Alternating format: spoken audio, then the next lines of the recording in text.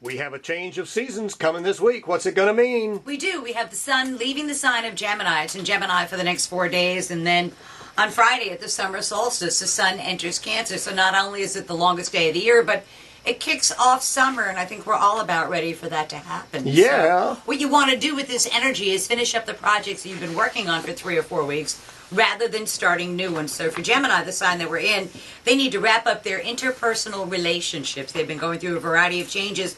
Mars is in their sign, so they're not taking any kind of guff from anybody. But they need to finish up that, and they will know by Friday where they stand both inside and outside of partnerships. For Cancers, this is a finishing up phase for them. They are very much behind the scenes. They're still trying to mull over what they need to do, because they are looking forward to when the sun enters Cancer and Jupiter enters Cancer, their best new start since 2001. So they want to make sure that they're on the right plan and they're doing whatever is right it is for them.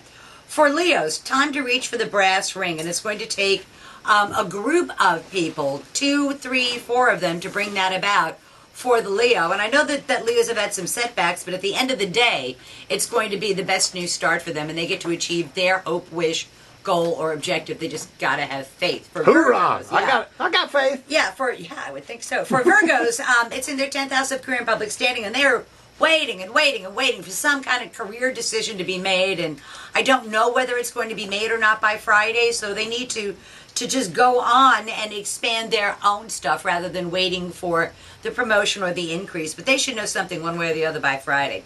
For Libras, the law's on your side, Andrew. And when the law's on your side, you want to use it to get what it is that you want. You want to nail down some kind of contract or some kind of an agreement or some kind of educational opportunity that will teach them something useful about their world that they can then go ahead and make money doing.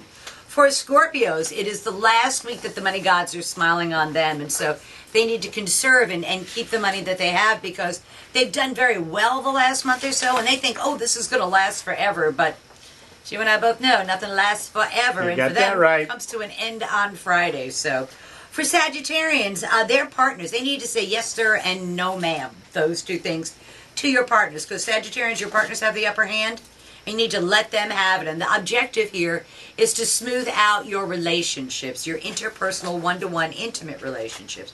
For Capricorns, they get the answer about their job that they've been awaiting. There's been some kind of decision pending. There are changes going on in their jobs, probably consolidating their job, taking a couple of crummy little jobs and making one really decent one out of it. And they find out what that is by Friday. For Aquarians, they just want to have fun. All this energy is in their 5th house of love affairs, children, sports, amusements, pleasures. I guess Joe Madden's having a better time than one would think, being an Aquarian. But for them, that kind of comes to an end on Friday. The good times do. And then it's down to hard work will pay off.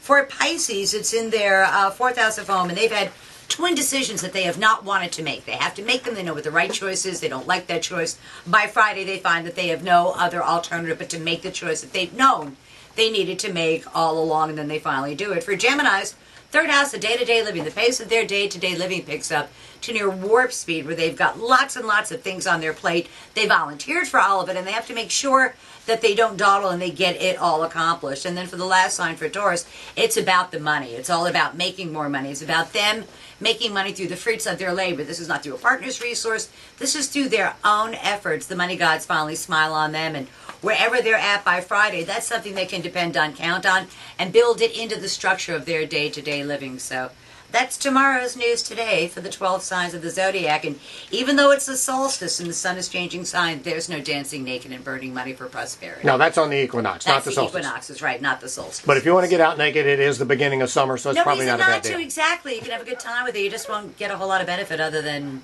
maybe a tan. Or a sunburn. Or a sunburn. Ow! Ow, that would hurt. You got it. Mackerel. Whoa, so. See you next week. Always a pleasure.